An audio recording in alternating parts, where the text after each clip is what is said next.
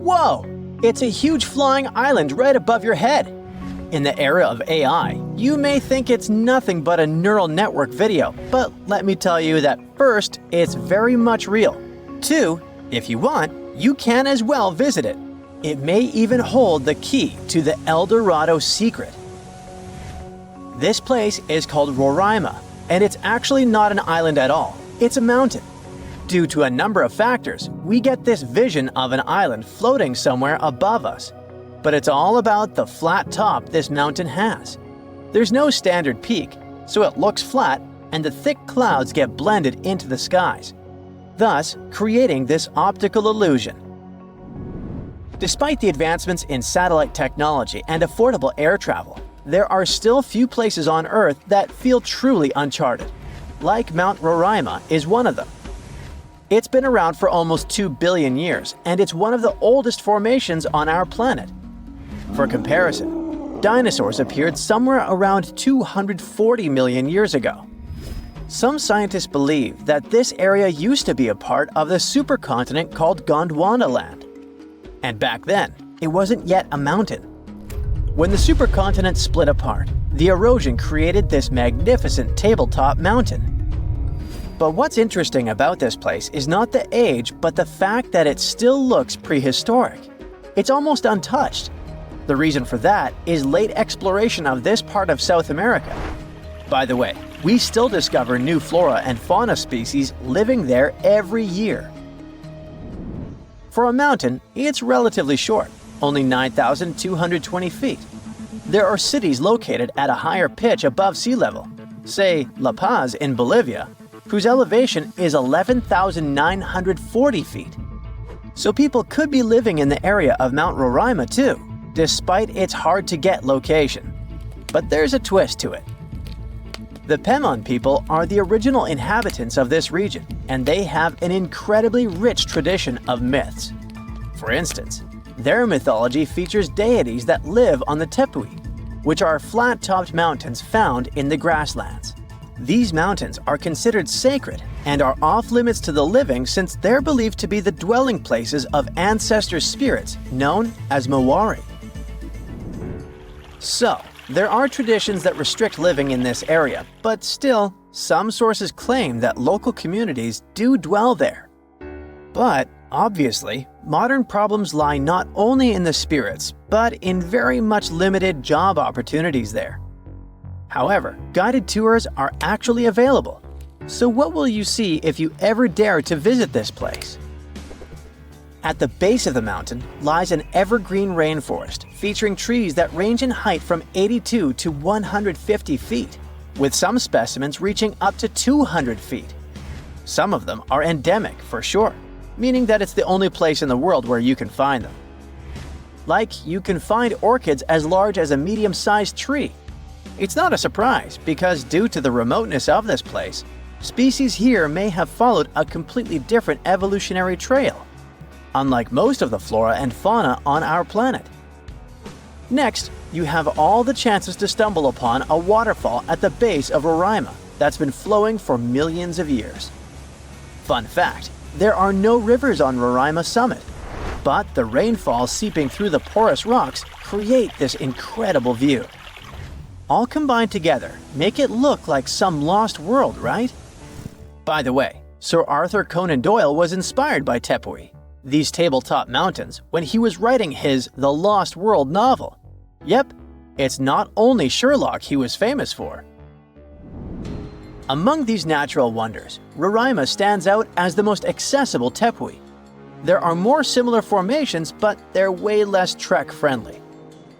Yeah, amongst other mountains, Roraima may be the easiest to get to, but still, it is very hard to get there, even taking into account all the modern technologies. So, how did the discovery happen? Hard to say for sure, but there is a theory backed up by official records. Back in the 16th century, here was this Sir Walter Raleigh. Look at his fancy collar and mustache. He was one of the most important people during the Elizabethan period. In 1594, he got to know about a great golden city near the Caroni River. That idea stuck in his mind. Maybe it was something like a get-rich-quick scheme for him.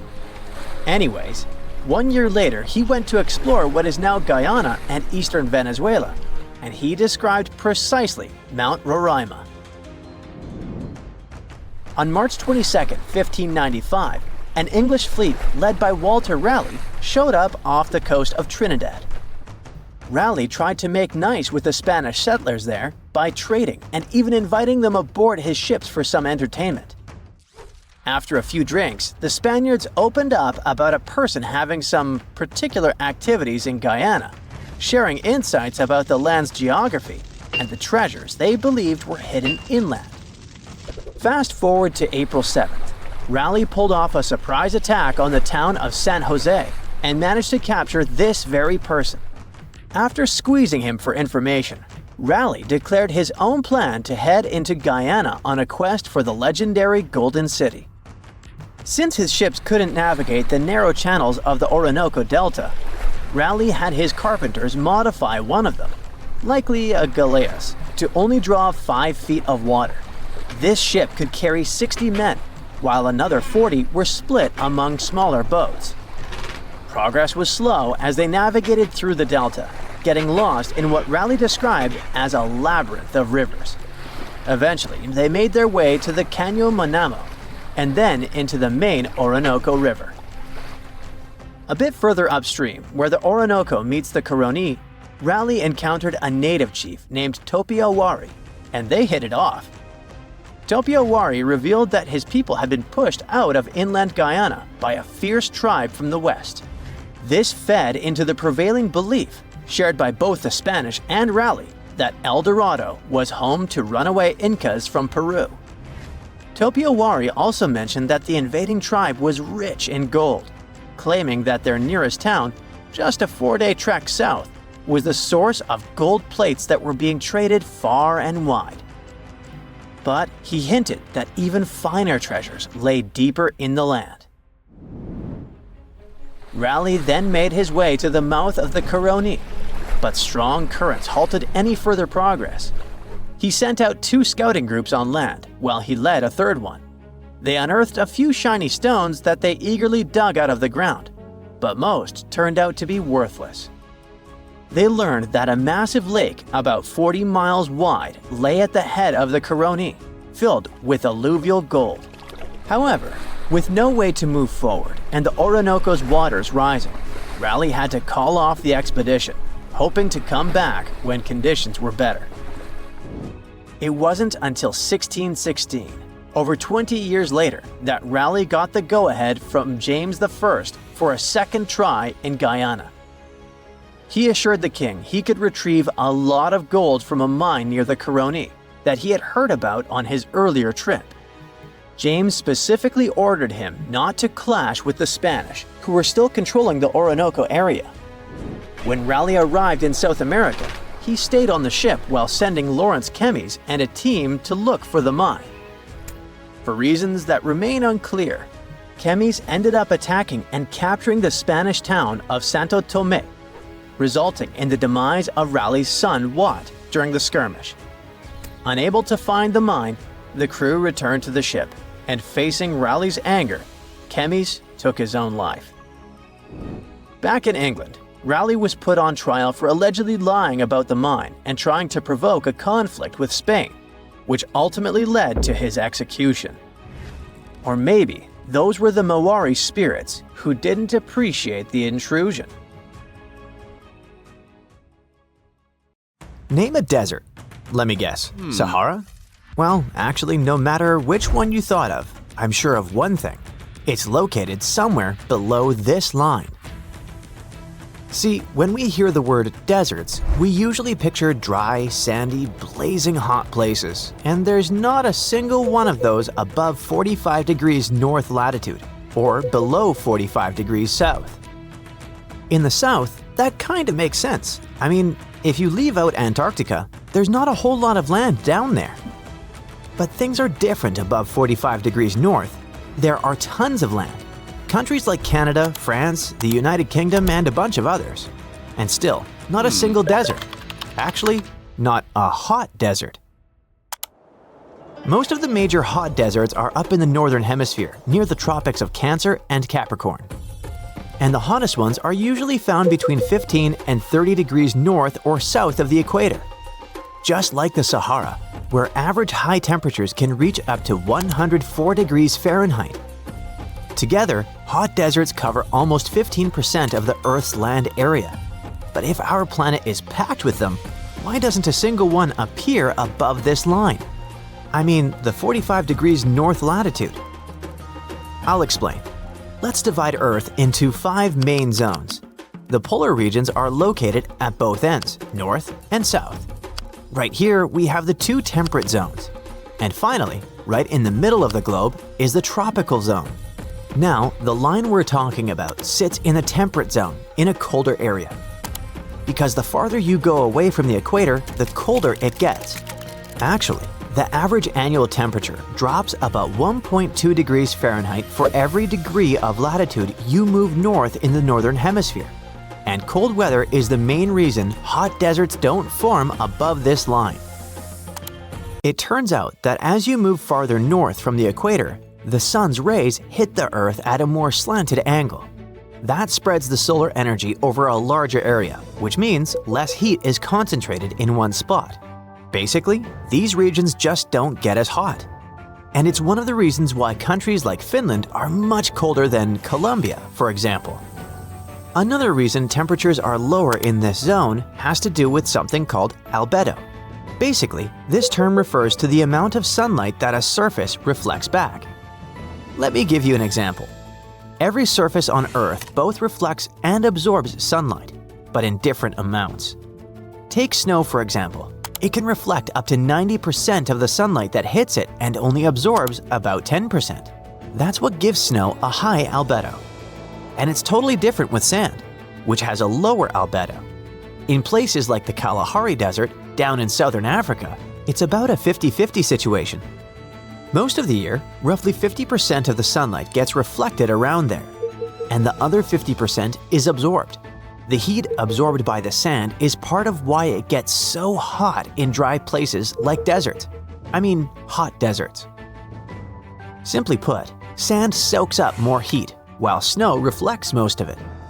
This is one of the reasons why snowy areas stay much cooler.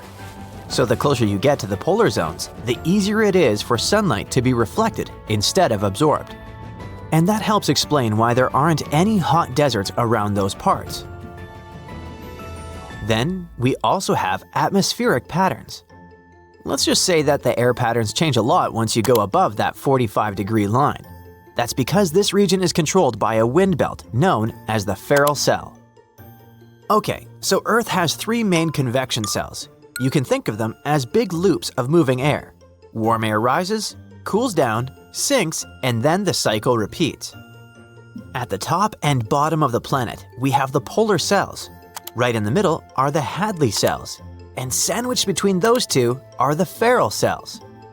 Now, everything that happens between these 3 cells can get a little complicated, but for today, the main thing to know is this. In those middle zones, the warm air that comes from the tropics meets the cold air from the polar regions. So, Ferrel cells play a big role in moving heat from the equator up toward the poles. This flow of warm air helps smooth out the temperature differences between the tropics and the polar regions. And that's what shapes the weather in places like North America, Europe, and parts of Asia. In the mid-latitudes, the Ferrel cell keeps the air moving around so much that hot, dry air doesn't really get a chance to settle. So, those regions end up with more moisture, more clouds, and even storms, rather than dry, desert-like weather. That's why you don't usually see hot deserts around 45 degrees latitude. Basically, what I'm trying to say is that the Ferrel cell makes the weather less stable. And that's very different from what happens in the Sahara Desert, for example. Over there, temperatures don't change all that much throughout the year. Just expect it to be hot. When you put all these factors together, it helps explain why hot deserts are mostly limited to the middle parts of the Earth, and why you'll never find a Sahara or Kalahari-style desert in places like Canada or Sweden. But that doesn't mean we don't have any deserts above the 45-degree line. Turns out, deserts don't always have to be hot and sandy. In fact, they can look like this. Yep, I'm talking about the Arctic. because the actual definition of a desert isn't just some hot, dry, sandy place, it's really any area that gets very little precipitation. In other words, an area where it doesn't rain much. And it usually gets no more than 10 inches of precipitation per year. So no matter if the weather is hot or cold, deserts are really dry places with hardly any vegetation around. That makes it pretty tough for animals and plants to live in those environments. If you think about it, that means the biggest desert on Earth is Antarctica. It covers about 5.5 million square miles, just endless ice flats as far as the eye can see. It's also the coldest desert on the planet, even colder than the Arctic, which is the other polar desert.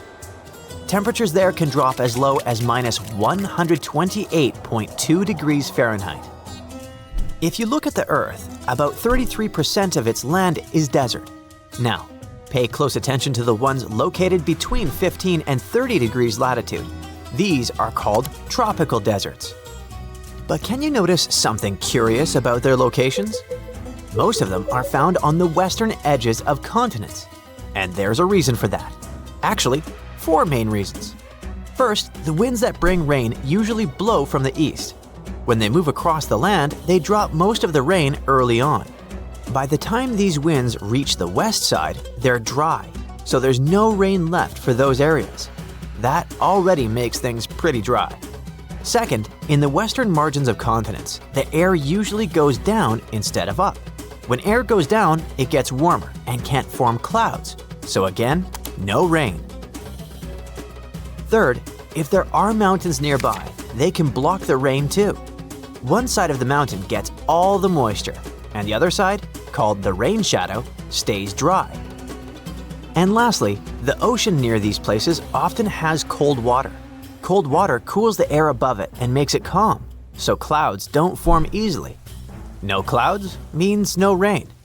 So when you put all of that together, it helps explain why those tropical deserts seem to prefer one side of the continent more than the other. Closing the North Sea in a nearly 400-mile-long dam may save Europe from complete disaster. This is not some sci-fi stuff. It's real. And it's called NEED, Northern European Enclosure Dam. It's a last-ditch plan to save over 25 million people from 15 European countries from the rising sea levels. To build this giant bathtub, humans need one dam between England and France, another one between Norway and Scotland, 51 billion tons of sand, and almost 600 billion euros.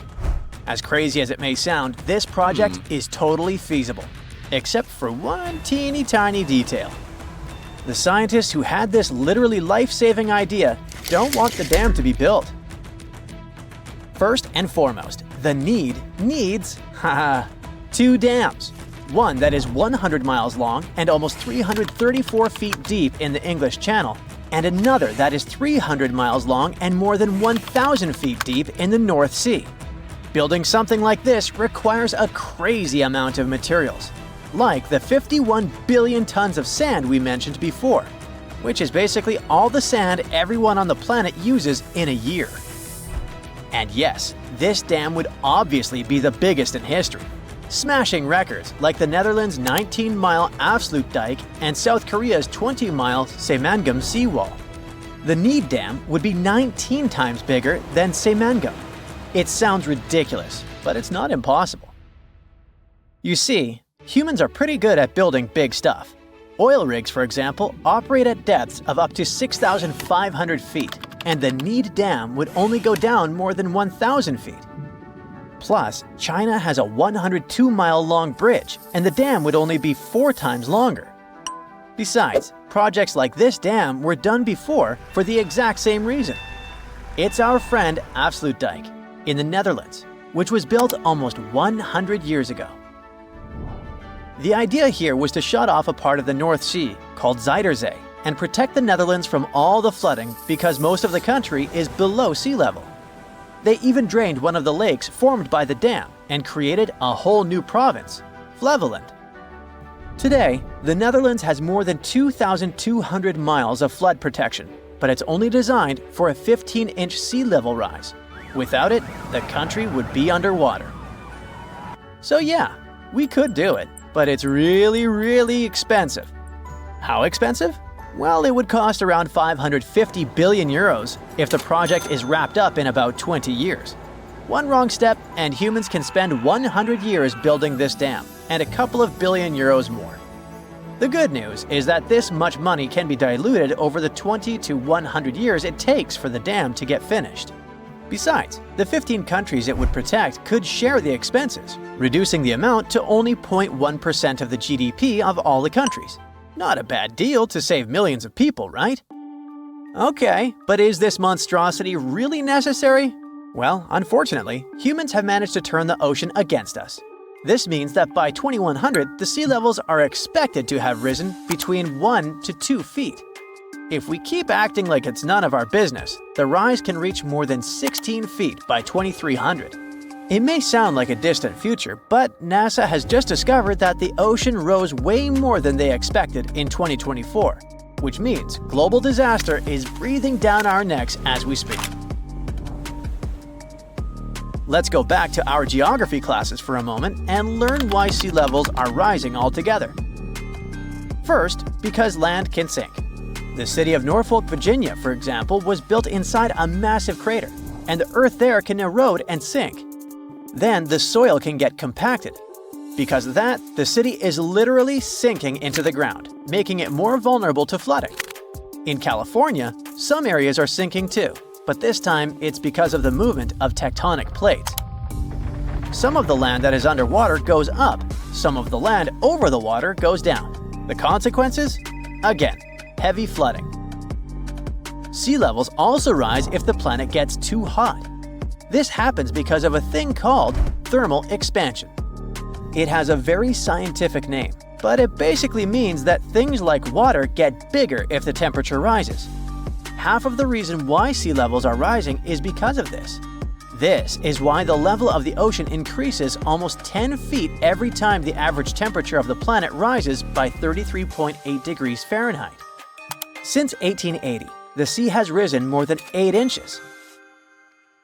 Okay, so we build the Need Dam and the problem is solved, right? Well, building this dam comes with massive consequences. First, the ocean currents, think of them as underwater highways that deliver nutrients to tiny creatures like planktons, not the SpongeBob villain, and give rides to animals like lizards and tortoises.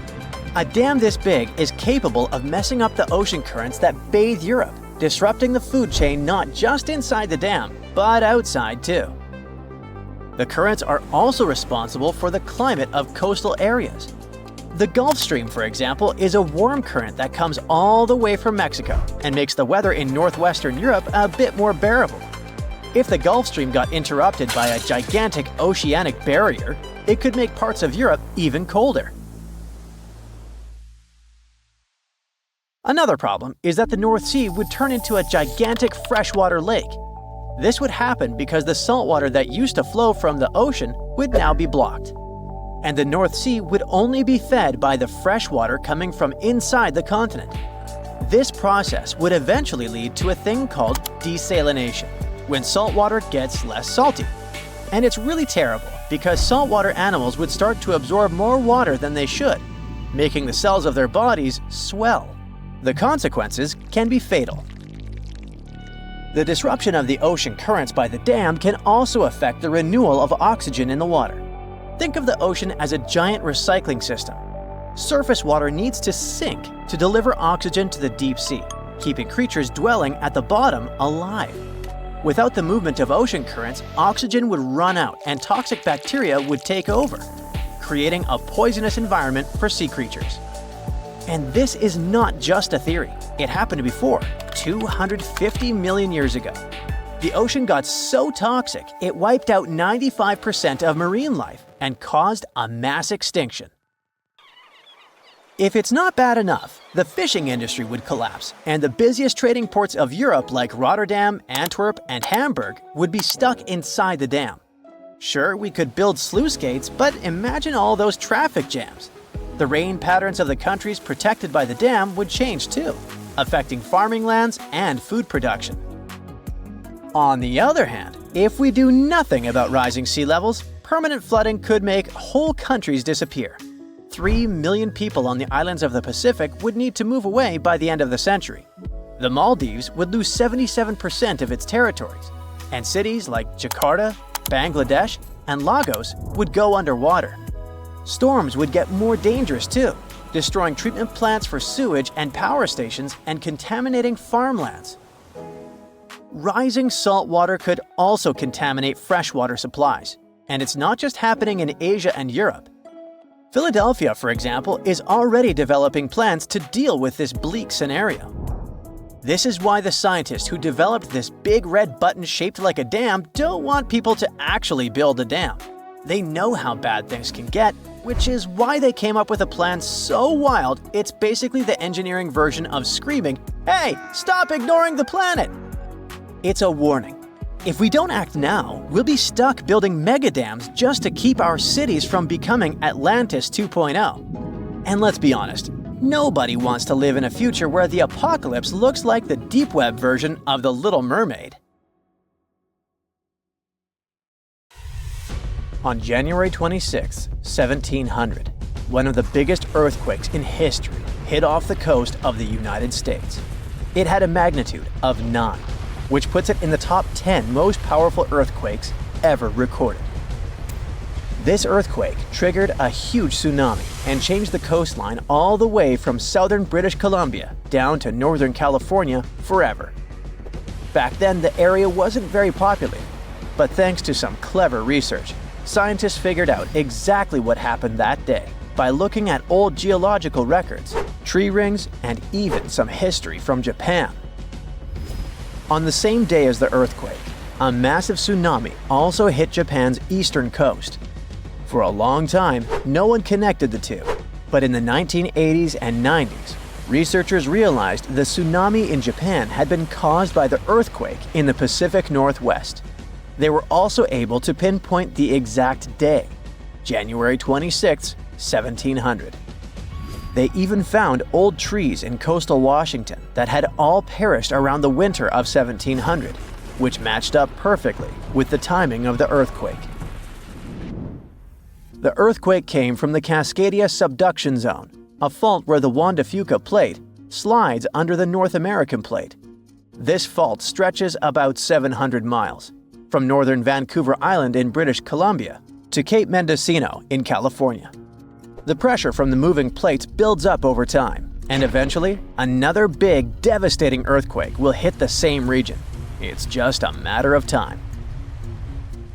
By looking at the geological records, past tsunami deposits, and signs of land level changes, scientists can figure out how often these huge earthquakes happen. Emergency planners have been preparing for the next big quake, often calling it the big one. Scientists believe earthquakes in the Cascadia subduction zone happen every 200 to 1,000 years. And since the last major one was over 300 years ago, the Pacific Northwest is definitely due for another. When it happens, the earthquake is expected to be as big as the one from 1700. But this time, it'll affect around 15 million people. The devastation will be severe. Buildings will collapse, roads and runways will crack, and bridges will fall. Communication in and out of the area will be cut off. But the worst part? The earthquake will trigger a massive tsunami that might hit parts of the Washington coast in as little as 10 minutes. It's not a matter of if, but when the Cascadia subduction zone will break. When it happens, it will be the worst disaster the US has ever faced. Worse than the Hurricane Katrina or Superstorm Sandy. It'll impact an enormous area, stretching from southern British Columbia all the way down through Oregon to northern California. That means millions and millions of people will be affected. Fairchild is considered a backup staging area for handling the aftermath of the earthquake, with Grant County International Airport in Moses Lake being the main one. For those who will survive the initial quake and tsunami, the aftermath could be just as disastrous. Aftershocks will follow, and transportation will be a mess. Roads will be damaged or completely blocked, airports will shut down, and most of the main routes, like Interstate 5, will have bridges destroyed. This means food and water supplies will be cut off, and it will be incredibly difficult for help to get in or for people to escape. Gas pipelines will most likely be damaged too, and restoring them could take anywhere from a few days inland to weeks or even months along the coast. Power outages will be widespread within 100 miles of the coast throughout the entire Pacific Northwest. And water could be out for 3 to 7 months. Even telecommunications will be down for 2 to 3 months across the Pacific Northwest, Alaska, and even parts of East Asia. The good news for eastern Washington is that it will mostly avoid the worst of it, thanks to natural barriers between the west and east sides of the state. The tsunami may hit the Columbia River Gorge, but it will lose energy quickly because of a sandbar under the river. The Cascade Mountains will absorb much of the earthquake's impact, so the east side won't feel it as strongly. And since eastern Washington won't get hit as hard, it'll be up to them to handle the aftermath of the quake. That means helping western Washington, taking in refugees from the areas that got destroyed, and delivering supplies to where they're needed.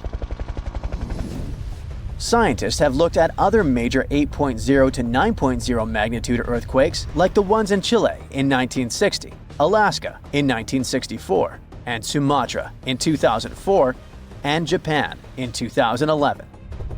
These kinds of quakes can shake the ground for anywhere between 6 to 10 minutes, and that's a long time for the ground to be shaking.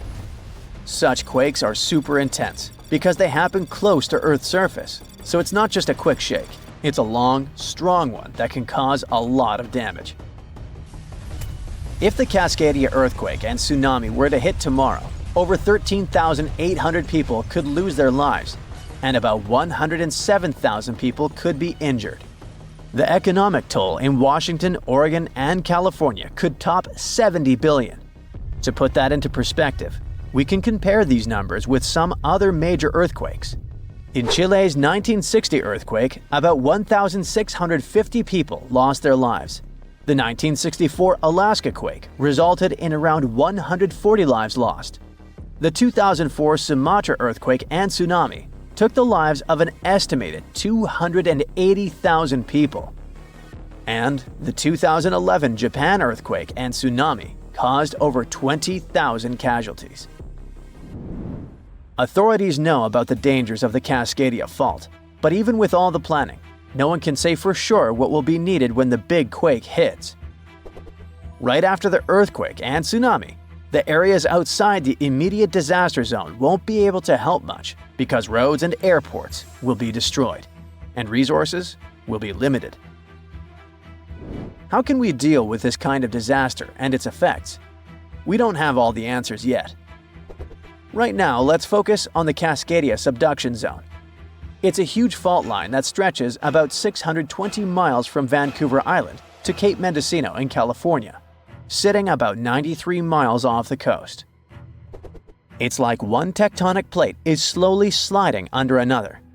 When the plates are close to the surface, about 18 miles deep or less, they get stuck because of friction, kind of like pushing two rocks together. Over time, this creates a lot of pressure.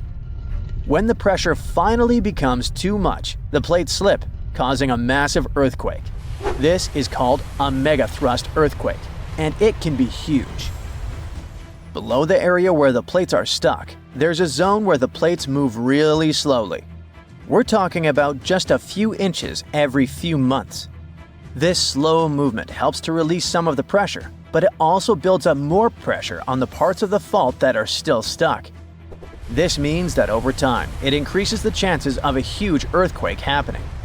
These massive quakes, called Great Subduction Zone earthquakes, can be stronger than magnitude 8.5.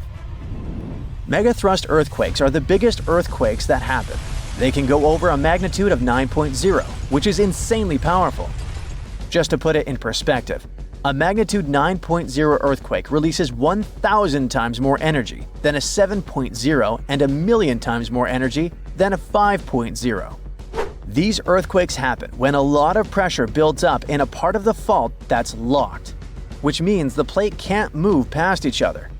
When that pressure gets too high, the fault finally ruptures, releasing all that built-up energy in one massive shake. The Cascadia subduction zone is super long. That's why if it were to rupture all at once, it could produce a large earthquake. Scientists have studied this region and found that about 18 miles below the surface, the fault is completely locked. The plates there aren't sliding past each other. But deeper down, the plates start to slide more smoothly, causing less friction.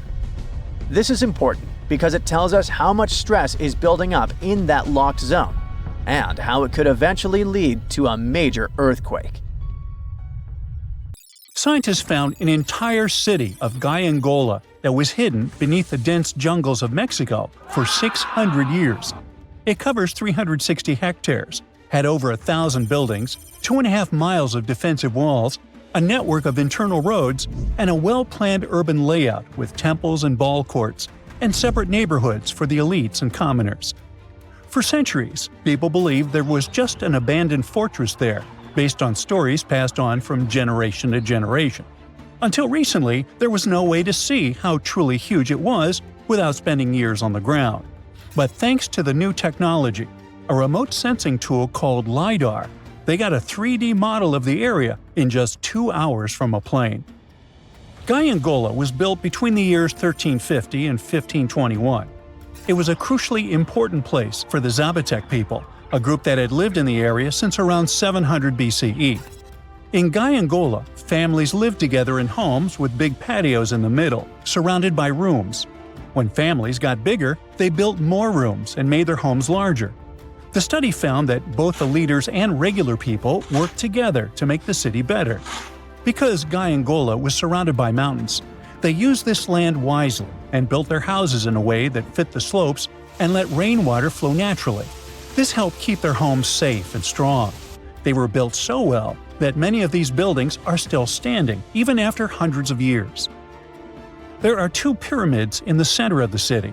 They may have been used as temples where the priests celebrated rites and ceremonies to their deities. The priests brought offerings to the altars, and the people assembled at the 2 squares that are now sunken. Then, there is also a palace with 64 rooms, some of them with circular columns on several sloped terraces. There are patios with many stairways all connected to each other.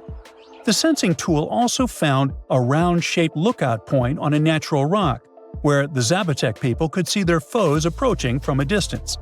Researchers also noticed 2 circular structures that could have been used to watch the stars and measure time. They also found some tombs, so there was most definitely a city cemetery. By the end of the 1400s, the Zapotec people controlled a large territory on the Pacific coast and had successfully defended their land from the Aztecs, who were trying to take over more territory. They did the almost impossible and survived a 7-month-long siege at Gaiangola. When they won this conflict and kept control of the southern part of Mesoamerica, the Zapotecs didn't need to live in Gaiangola anymore. Staying in the mountains had its pros, but they needed fresh water and good farmland to grow food.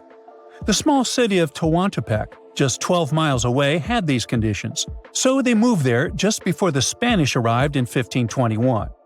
Over time, Zapotec traditions started to fade, but their culture didn't disappear completely, and more than 300,000 Zapotec people still live in Oaxaca state in Mexico. They speak their own languages and keep their traditions alive. Creating the 3D model of the lost city is just the beginning of the research. Archaeologists hope that future studies of Gaiangola will help us learn more about how the Zapotecs were organized, how they ruled their cities, and how they interacted with the Spanish when they arrived. They plan to study all 1,100 buildings found in the LiDAR scan, and it will take a few years. Instead of digging up the ruins, they will use special technology to scan the land and learn more about the city without damaging it. This same tech helped scientists find another massive ancient city that lay hidden beneath the thick green canopy of the Amazon forest. A whole network of houses, plazas, roads, and canals was hiding in the shadow of a mighty volcano. For centuries, many scientists assumed that ancient Amazonian people lived in tiny huts, clearing patches of land to survive. But this city, built 2,500 years ago and inhabited for 1,000 years, proves the opposite. Now, scientists think tens of thousands or even hundreds of thousands of people lived in complex urban societies. Scanning the area found 6,000 rectangular platforms, each measuring around 66 by 33 feet, and standing 6 to 9 feet high. These structures were arranged in clusters around central plazas, with straight roads with perfect right angles and paths connecting them. One of the roads was 16 miles long. Building straight roads like this is far harder than just following the landscape. Some of these roads may have had deep spiritual or ceremonial significance. The volcano's rich soil helped the civilization thrive, but it may also have led to its downfall. Researchers also found signs of threats to the cities, such as ditches that blocked entrances to the settlements. Maybe some people living nearby were trying to get in. The next step for the researchers will be studying the adjoining 116 square miles to know more about this large, complex society that could be bigger than the well-known Mayan societies in Mexico and Central America. Meanwhile, in 1963, a man in Turkey discovered an ancient city while renovating his own house. He knocked down a wall in his basement and found a mysterious room. He kept digging and saw a tunnel. It led to the Derinkuyu underground city. It's one of the deepest multi-level underground settlements in Cappadocia and in all of Turkey. The inhabitants lived on 8 levels and had access to cellars, storage areas, chapels, a school, a study room, and other structures. All floors were connected by an extensive network of tunnels. The underground city was probably built as a shelter. The construction is hiding at 279 feet deep, and you can't see it from the outside. The complex was large enough to shelter about 20,000 people with their livestock and food supplies. There was also a 180-foot ventilation shaft. Archaeologists believe that Phrygians first built the levels. The Romans used and enhanced the structure later. The golden time of Derinkuyu was during the Byzantine era. The next lost and found city appeared only in a few inscriptions and ancient texts, so no one could be sure it really existed. Scientists searched the majority of the coast of Egypt until one archaeologist and his team detected a colossal face looking at them from under the water. The ancient city of Thonis Heraklion was discovered completely submerged 4 miles off Alexandria's coast. In the ruins of the lost city, there were 64 ships, 700 anchors, and a treasure trove of gold coins. Archaeologists believe the 16-foot-tall statue and the temple remains are the most important findings discovered by the expedition. Back then, the city had ceremonies and celebrations that took place in the Temple of Ammon.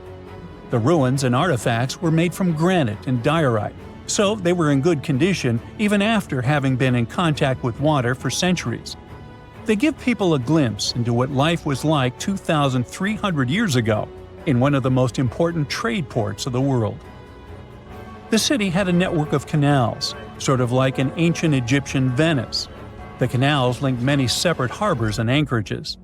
Towers, temples, houses, and other structures were also linked by bridges. Thonis Heraklion was the country's main port for international trade and the collection of taxes. No one really knows how the city ended up submerged, but archaeologists connect it with natural causes. At the end of the 2nd century BCE, most probably after a flood, it got covered with water.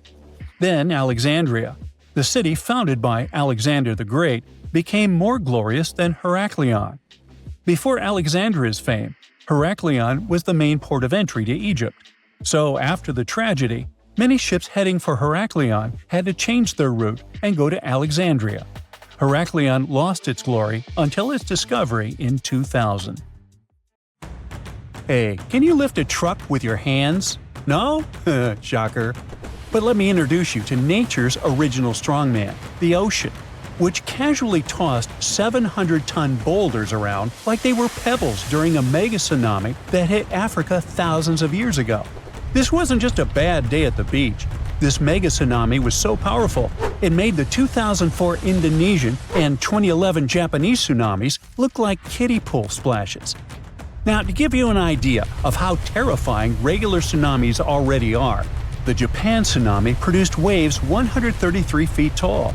The Indian Ocean tsunami was slightly smaller, but it took over 200,000 lives across many countries. Now imagine something way worse. You see, for a long time, scientists thought waves that big were just science fiction.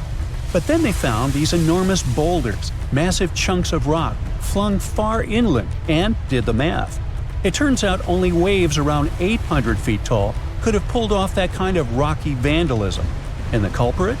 A volcano that literally fell apart into the ocean and triggered one of the most powerful tsunamis Earth has ever seen. Usually, tsunamis are blamed on underwater earthquakes, tectonic plates getting into slap fights. But volcanoes? Oh, they've got tsunami potential too. In 1883, for example, a volcano in Indonesia named Krakatoa erupted for 6 months non-stop until it exploded, and the explosion was heard all the way in Australia. This triggered many tsunamis, some almost 100 feet tall. Still, that was more like a toe dip compared to the full cannonball from the mega-tsunami. Back in ancient times, the volcano that crumbled during the mega-tsunami was huge, and it didn't just fall apart. It lost a chunk that was 10 times the size of Mount Everest. 10 Mount Everests. It was like the Earth wanted to see what would happen if we threw a mountain into the ocean just for fun. It was so massive that when the entire side of the volcano belly flopped into the Atlantic, it created waves that could cover the Statue of Liberty 3 times. It also destroyed an island more than 30 miles away. The volcano behind this real-life Michael Bay scene was called Fogo, located on, you guessed it, Fogo Island. This island is basically just a whole single volcano that rose from the sea thanks to a magma hotspot, a place in the ocean where a lot of magma escapes and erupts like an underwater volcano. Over time, this magma cooled and stacked up like pancakes until, voila, after 7 major eruptions, the island popped out of the ocean like it was playing peekaboo. Surprise, it's a volcano. But Fogo's dramatic entrance was also a ticking time bomb. You see, the more a volcano grows, the heavier it gets, and if there's not enough magma inside it to support it, the whole thing can just collapse. Sometimes it doesn't take much. A minor earthquake, some erosion, or just a poor foundation made of soft sediment can trigger a collapse. It's like a really tall guy trying to balance over a bunch of marbles. Fogo had all the bad luck ingredients: too tall, too heavy, and built on squishy ground. And it gets worse. As the volcano grows heavier, it starts squishing the magma underneath. That lava can't rise, so it just simmers down there, slowly thickening like soup left on a burner for too long. Gases build up, pressure increases, and eventually, kaboom! It's the volcanic version of eating too many burritos and then trying to hold in a sneeze. This massive pressure and imbalance can trigger what's called a flank collapse, which is science speak for oops, half the volcano just fell into the ocean. That's what happened with Fogo. Most of the volcanic islands that form this way are long gone, but Fogo is still very much alive and kicking. In fact, it last erupted in 2014, and considering that it goes off every 20 years, maybe don't travel to Fogo Island in around 2034. For the longest time, scientists believe only big, bulky volcanic islands could collapse like this. But new research says that even smaller, skinnier guys, like the Danny DeVitos of the island world, aren't safe either. The thing is that small volcanic islands only seem stable because of their small mass. It's like Danny DeVito and Arnold Schwarzenegger both slipping on the ice. Arnie's fall might cause more chaos, but Danny can still go flying. And those little collapses? Yes, they matter. Take Santa Maria, a tiny island that's about 170 times smaller than Hawaii. It has collapsed multiple times, not because it wanted to, but because it's basically standing on soggy breadcrumbs. Its foundation is loose marine sediment, and to make things worse, it's sitting right next to the East Azores Fault, where 3 tectonic plates meet up for daily slap fights. This fault is responsible for many earthquakes and even some tsunamis that happened in Lisbon in the past, so you can imagine what it's like living right above it. Every time the volcano in Santa Maria erupts and grows, it also sinks. But when a chunk collapses, it bounces back up like a buoy. This seamount to island again roller coaster means that Santa Maria has popped in and out of the ocean like a submarine playing peekaboo. And with every peak comes a potential tsunami. Another volcano with similar trust issues is Pacaya, located in Guatemala. Between 2011 and 2013, scientists spotted strange movements in the soil, tiny shifts that suggested something underneath was getting restless. Sure enough, in 2014, Pacaya erupted. Luckily, it didn't collapse, but that risk still looms, especially if magma gets trapped in it like it did with Fogo. The consequences could be explosive, literally. In fact, about 1,000 years ago, Pacaya experienced a collapse that sent debris avalanches more than 15 miles away. Since then, it's rebuilt itself like a fiery phoenix, but it could still crumble again. That's why volcanologists obsess over the tiniest wobbles. It's not paranoia if the mountain really might fall. Now you might be thinking here, okay, but that was the past. Surely that kind of ridiculous mega-tsunami collapse can't happen again, right? Well, welcome to the 21st century. Islands like Hawaii, La Palma in Spain, and various parts of the Caribbean are sitting on the same kind of geological whoopee cushions. All it takes is the right combo: loose foundation, steep slopes, maybe some trapped magma, and boom, flank collapse. In fact, it's already happened recently. In 2018, Anak Krakatau, the volcanic baby of the infamous Krakatoa, lost a big chunk of itself during an eruption. It caused a tsunami, but it was more awkward than devastating, like a volcano losing its pants on stage. Embarrassing, but survivable. But that's just amateur hour compared to history's real showstoppers. Ritter Island's 1888 collapse was so intense that the island literally got shorter. It went from being more than 2,000 feet tall to a mere 460 feet. But the record holder is the legendary Latua Bay megasplash from 1958, where a 7.8 magnitude earthquake triggered a massive landslide that sent a wave taller than the Empire State Building roaring through Alaska at highway speeds. Strangely enough, only 5 people lost their lives here, but on the other hand, the destruction path it left behind can still be seen today, all the way from space.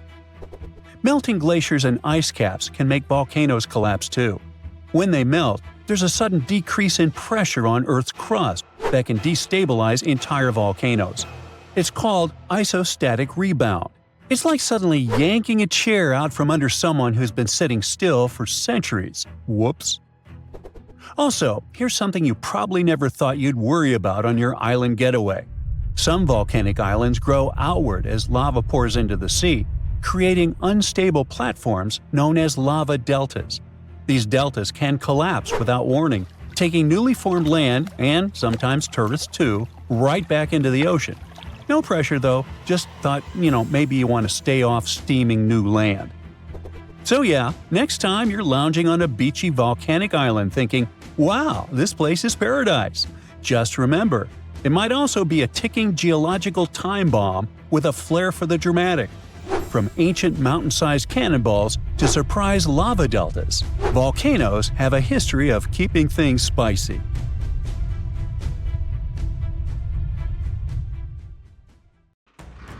In 2021, while drilling about 11 feet beneath the surface of permafrost in northeastern Siberia, researchers uncovered a 24,000-year-old frozen life form. And then, they brought it to life. Before cloning it, or better said, it cloned itself. This might sound like the beginning of a sinister horror story, but don't worry, it's actually quite the opposite. What scientists unearthed was a microscopic frozen organism that could fundamentally reshape what we think about evolution and survival. The uncovered tiny creatures are called bdelloid rotifers, microscopic animals with little wheel-like mouths that they use both for moving and feeding.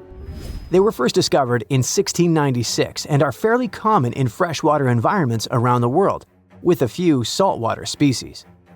They might seem unremarkable, but scientists have been studying them since early microscopes made it possible to actually see them. Because even though there are only a few dozen microns wide, they're surprisingly complex, with brains, guts, muscles, and reproductive systems. Could it be that within that complexity lies the secret to ultimate resilience, maybe even for us humans? Let's break it down. These creatures are extremophiles. That means they can survive being completely drained of water at any point in their life cycle, then lie dormant until rehydrated.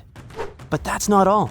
They can also persevere through some of the harshest conditions on Earth, or in outer space, or even being stuck in the Siberian permafrost wasteland for tens of thousands of years. This is possible because they can enter cryptobiosis, a condition where organisms pause their metabolism and become nearly inactive. It may sound sciencey, but actually, some of the everyday products we eat are stored in a fridge thanks to this phenomenon. Take yeast, for example. Live yeast cells are surrounded by a protective layer made of dead cells and some nutrients.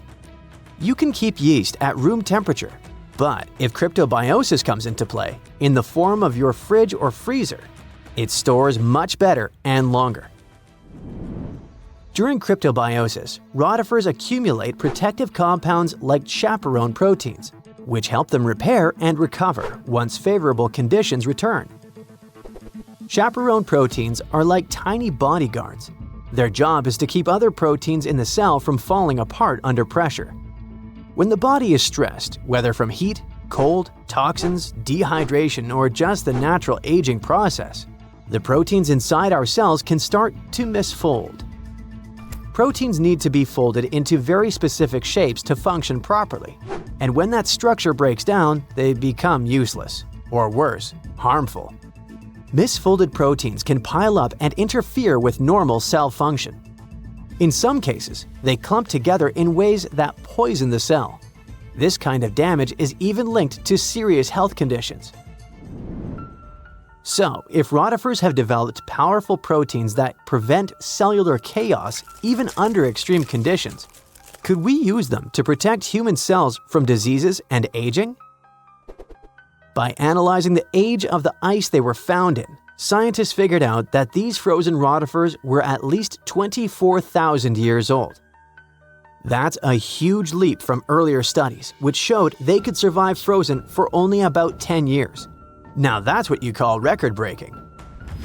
This period of Earth's history is known as the Late Pleistocene Epoch, a time dominated by the Ice Age, which means these invertebrates were lying dormant when Manny and Sid were having their adventure while roaming the icy landscapes, along with saber-toothed cats and giant ground sloths.